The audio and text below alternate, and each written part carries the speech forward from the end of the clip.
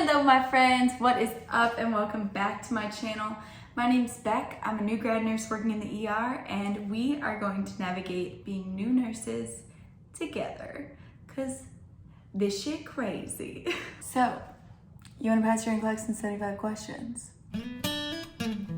Let's talk about it.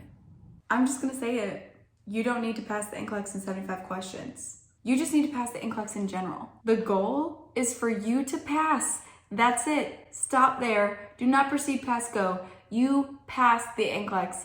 That's it. I would like to break down this idea that passing the NCLEX in 75 questions somehow is superior to passing the NCLEX in 145 questions, because it truly does not matter. I'm not going to pretend that I know everything about the NCLEX because I don't. But let's be real. Everyone is talking about how to pass the NCLEX in 75 questions.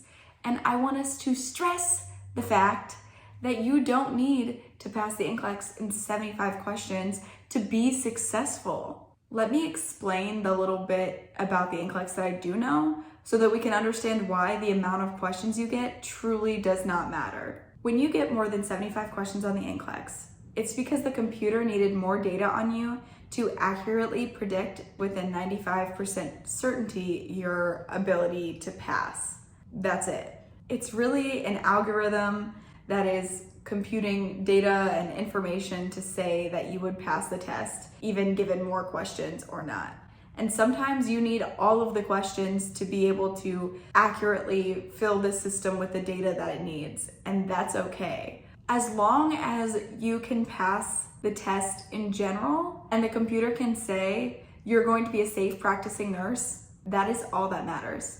And that is all that we need to be focused on when we're talking about the NCLEX and talking about information that we have and sharing ideas on how to study and what to do and how we move forward. The only thing we need to be stressing is how to pass. So now that I've ranted on forever about why it doesn't matter if you pass the NCLEX in 75 questions or 145 questions, let's talk about some tips that I have that may actually help you pass the NCLEX in general. I spoke about this in my last video. I will never stop talking about this because I truly think that this information is genius. But Mark Klimek, his lectures are spectacular. They helped me understand so much that I didn't quite grasp. Listening to his lectures really worked for me and just made me understand the material in a different way. My husband and I had just bought a new house and had a lot of things going on in general with moving and cleaning and all the things that we needed to do to get our house ready. So I just turned on the lectures like while I was painting a room or while I was moving furniture or while I was scrubbing the floor and passively listened to them. I didn't really take notes. I didn't do anything special. I would just turn them on and kind of listened on repeat to things that I felt that were important. I really tried to focus my studying, if you will, on information that I was less comfortable with, because ultimately the things that I knew weren't going anywhere. It was the things that I didn't know or didn't quite understand that I was most concerned about not being able to answer on the test. So I would passively listen to his lectures and just try and keep mental notes of things that he said that made sense to me. So 100% Mark Klimek lectures. Practice questions. The only way you are going to get good at this is if you practice. And you have to have some sort of something to do that. So practice your questions. I didn't do a whole lot of questions a day. I see some videos where people are like, I studied 4 hours a day. I did 100 questions a day. That was not me. I didn't feel like it was necessary for me because I wanted studying to be something that I felt like was emphasizing the things that were important. And I had just finished nursing school. So everything that I was doing was solidifying what I had just learned and what I kind of already knew. And I didn't want to take away the confidence that I had in the information that I knew by like over studying and trying to over prepare myself. Again, this worked for me. It may not work for everybody, but it worked for me to answer like 20, 25 questions a day in subjects that I was less confident in and kind of like skim over some things that I didn't understand completely and just reinforce the knowledge that I had already learned. Because I don't want you guys to forget that if you're watching this video, you're probably at a point where you're close to graduating or have graduated nursing school. And if you're there and you graduated successfully, you've done it. Like, one of the biggest parts of this is the education that you've gotten in the last 2 to 4 years. So stressing in the next 2 to 4 weeks before you take this test isn't going to help you reinforce the information. So for me, passively studying and taking a more relaxed approach really, really helped me be successful. And I truly think that's what I needed. As far as where to get the practice questions or what to use, I'm really not advocating for any one thing. You definitely don't want to have too many resources. I think you'll have a harder time choosing which material is the best or what you need to study that day, and that can become an overwhelming situation. I would look at 15 different things and be like, I don't know what to study, so I'm just not gonna study at all. Again, I'm not advocating for any one thing or the other. This is just what worked for me. So my Orange NCLEX book was amazing. I could reference back to that all the time, and it had so much information. It had so many little tips and tricks in it that I felt it was super, super helpful. I honestly didn't use it as much as I probably should have throughout school. So if you're watching this and you're still earlier in your school journey, this Orange NCLEX book is amazing. I will link it down below. Definitely pick one up. Use it as you go through nursing school. It will help you a ton.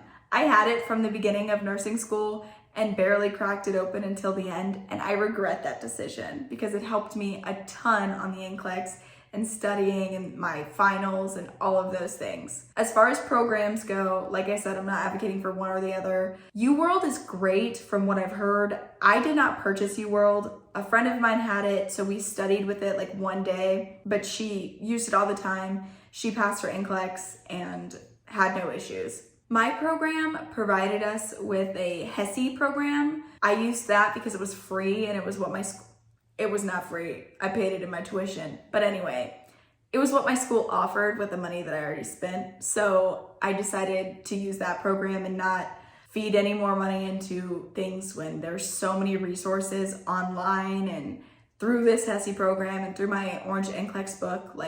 There's not a program that's just gonna give you all the answers or all the NCLEX secrets or whatever. So work on knowing the material with whatever program you have.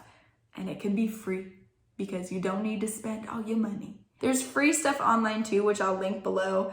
I really used the HESI thing because it was available to me, but I will try and find some things to link below for anyone that wants extra practice or needs more resources to just do my part to the nursing community or to the future nurses of the world. Something else that is super important as you're going through these practice questions is to read the rationale. Even reading the rationale on questions that I got correct. Reading the rationale on questions that I got correct was so important because it helped ensure that you had the right thought process behind the question you were answering. Does that make sense? Sounding a little confusing. I hope that makes sense. I'm doing my best to explain this, but hopefully that makes sense. So readjust your thinking pattern. Even when you're getting questions correctly, read the rationale for why the question's correct so you ensure that you have the right process of thinking and the right thoughts about that information. Because when you get a question that's similar, you want to be able to also answer it the right way without maybe the context that a previous question had. The next couple things that I have are just basic things about the NCLEX that everyone talks about that are true and important, but everyone talks about them. So it's not like this is a big secret, but important nonetheless. So I will share. Never choose an answer that has an absolute in it. Always, never, only, just, none. Don't pick an answer that has any of those things in it because nothing, absolutely nothing, is absolute in medicine, except for sticking anything in a child's mouth who has epiglottitis. Don't do that, ever, always. Don't ever, nothing. don't make them open it. Keep it right there. That's it. But truthfully, don't pick anything that has always, never, only, just. Nothing is absolute medicine, and none of your right answers are going to have those things in it. And of course, ADPI, assessment, diagnosis, planning, implementation, evaluation, has to happen in these steps. If it doesn't, it's incorrect. So use that to your advantage. Write these things down as soon as you get in there. That's what I did. I got my little whiteboard. Also, get everything that they give you. They offered me headphones over your ears, as well as earplugs, the whiteboard, the marker.